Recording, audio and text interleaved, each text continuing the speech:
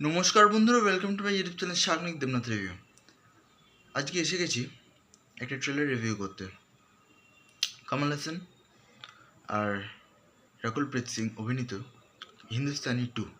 এটা কিন্তু হিন্দুস্তানি আসছে ঠিকই, মানে হিন্দুস্তানি হয়তো নিজের মানে যে ক্যারেক্টারটা ছিল এটা আসছে, কিন্তু এখানে সব গল্পটাই একদম অন্যরকম। মানে ফার্স্ট পার্টে আমরা যেমন দেখেছিলাম যে করাপশন হচ্ছে, টাকা না খাইয়ে কিছু হচ্ছে না, এখানেও ঠিক তেমনভাবেই স্টার্ট হলো ট্রেলারটা।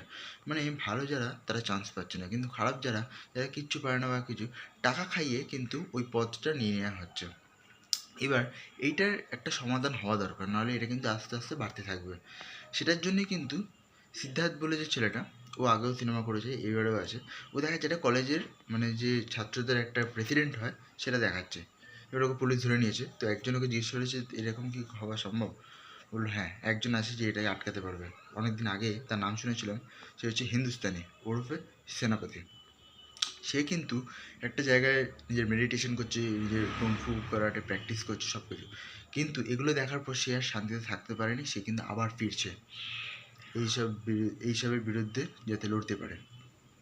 ব্যাকগ্রাউন্ড মিউজিক অনিরুদ্ধ জাস্ট ফাটিয়ে দিয়েছে।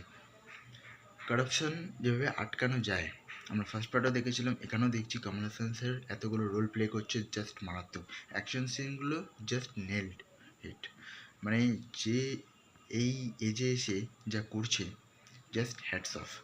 তো আজকের মতো এ পর্যন্ত, আবার দেখা হবে পরের ভিডিওতে। তখন ভালো থাকুন, সুস্থ থাকুন, থ্যাংক ইউ। আর হ্যাঁ, কমল হাসান স্যারের ভয়েসটা কিন্তু নিজের দারুণ লাগছে।